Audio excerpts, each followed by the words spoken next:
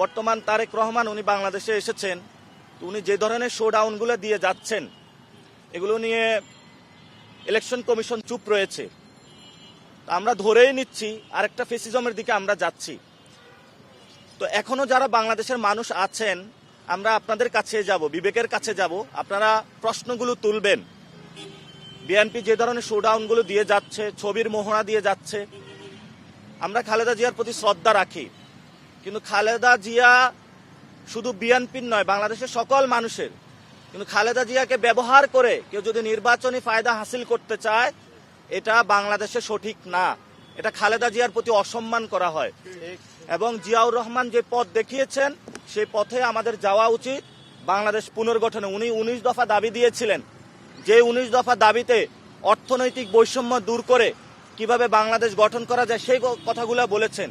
কিন্তু আমরা আজকে যেটা দেখছি, দুঃখজনকভাবে খালেদা জিয়াকে ব্যবহার করে নির্বাচনী ফায়দা নেওয়ার চেষ্টা চলছে। আমরা এটার তীব্র নিন্দা জানাই এবং প্রতিবাদ জানাই। এজন্য আমরা সকলকে আহ্বান জানাবো, আইন শৃঙ্খলা বাহিনী কোনো দলীয় দাস হবেন না, আজাদির পক্ষে থাকবেন, কারো গোলাম হবেন না। তারেক রহমান নামের গোলাম হলে আবার বাংলাদেশ থেকে সকল প্রশাসনের মতন আপনাদেরকে বিদায় নিতে হবে।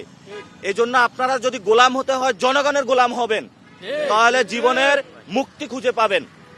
এবং শুধু তাই নয়, আপনারা দেখতে পাচ্ছেন যে ইলেকশন কমিশনার, একজন কমিশনার, উনি বলেছে যে কোনো নির্বাচনী শৃঙ্খলার বিধি ভঙ্গ হচ্ছে না।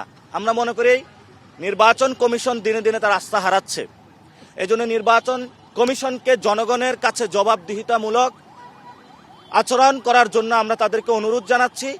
সাথে সাথে তারেক রহমানের কাছেও আমরা আবেদন জানাচ্ছি যে কোনো কর্মকর্তা কর্মচারী যদি তৈল মর্দন করতে আসে, বাংলাদেশের মানুষের সাথে গাদ্দারি করতে আসতে, আপনি অফিসে তাদেরকে জায়গা দিবেন না।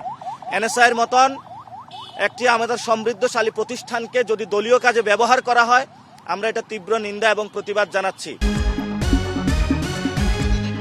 আপনারা দেখছেন অনুসন্ধান নিউজ 24 টিভি।